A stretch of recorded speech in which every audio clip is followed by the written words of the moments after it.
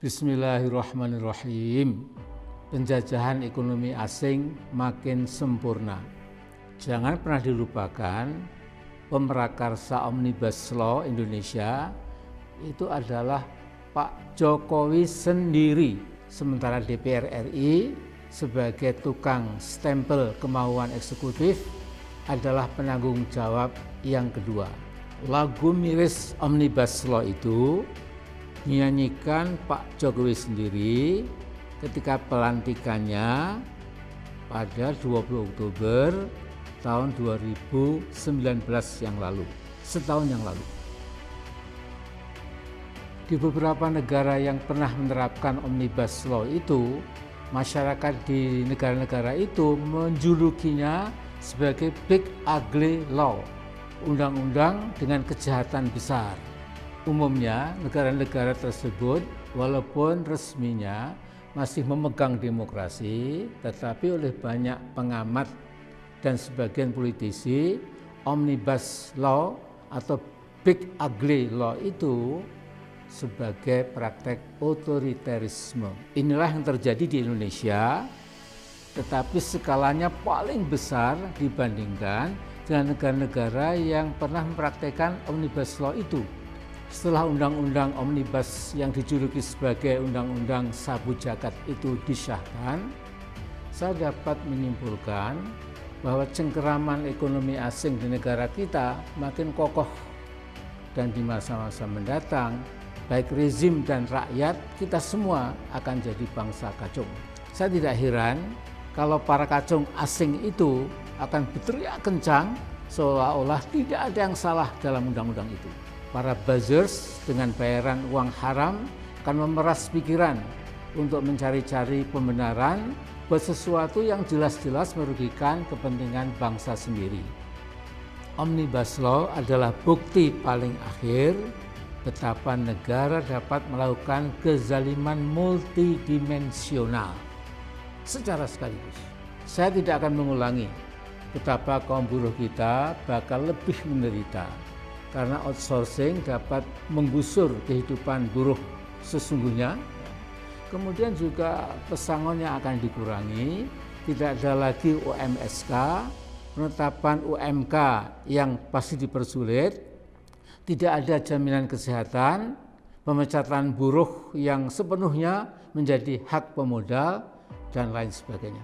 Saya akan mengangkat satu masalah yang tidak kalah penting, yaitu akan terjadi freeportisasi di semua bidang. Seluruh pemodal asing yang diharapkan berbondong-bondong datang ke Indonesia akhirnya pasti akan memeras Indonesia. Freeport-McMoRan sudah lama bercokol di Papua dan bisa berbuat apa saja seperti negara dalam negara. Dari rezim Soeharto sampai rezim Jokowi, penghancuran lingkungan, penipuan pajak, dan pelanggaran HAM tidak pernah disentuh oleh pemerintah Jakarta. Saya kadang-kadang bingung, DNA macam apakah yang sesungguhnya itu ada dalam tubuh bangsa Indonesia. Bung Karno pernah mengingatkan, Indonesia itu bangsa besar. Istilah beliau bukan bangsa kintel atau bangsa kodok. Mengapa rezim Jokowi dan DPR tega memproduksi Omnibus Law tanpa memperhatikan kepentingan rakyat?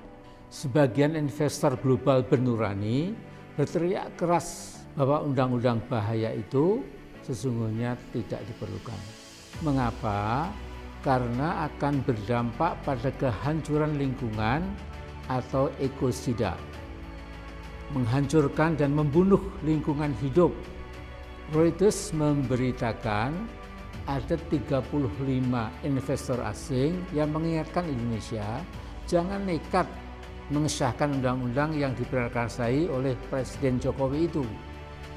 Mereka saja, orang asing, mengingatkan jangan sampai biodiversitas hutan-hutan Indonesia lenyap gara-gara AMDAL akan diterapkan secara selektif. Artinya perlindungan ekologi bukan sesuatu yang penting lagi. Nah, berkaca pada apa yang terjadi di Freeport-McMoRan, otoritas dana pensiun di Swedia, Norwegia, dan New Zealand menarik saham mereka dari Freeport. Karena apa? Karena mereka tidak tahan melihat penghancuran sistematik dan permanen oleh Freeport di Papua. Danau dan 2 sungai besar di lingkungan tambang Freeport telah mati.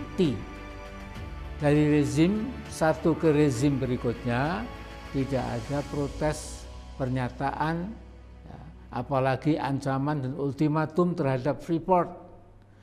The ecological destruction goes on and on and on. Di dalam literatur politik ada istilah deaf, dumb, and blind government. Pemerintah yang tuli, bisu, dan buta. Saya berharap rezim Jokowi jangan sampai seperti yang disindir Al-Quran, yaitu menjadi seburuk-buruk makhluk yang melata di atas muka bumi ini. Mengapa mereka tuli dan buta terhadap kebenaran? Bahkan mereka berani menantang dan melawan kebenaran. Ini ada di Al-Anfal ayat 22. Pak Jokowi, cabut segera undang-undang yang berbahaya itu. Karena Anda adalah pemrakarsa utama dan pertamanya